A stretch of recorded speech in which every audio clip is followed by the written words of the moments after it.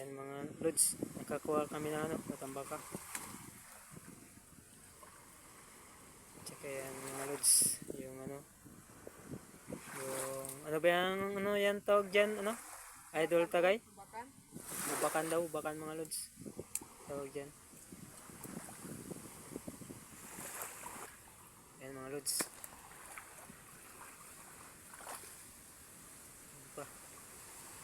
Ano yan idol? Matambaka? Matambaka rin daw mga lods. Ayan. Ayan naman, baka na naman daw. Thank you Lord. May pang ulam tayo mga guys, mga lods. Sarap ang ulam yan, sarap sabawan. Sige.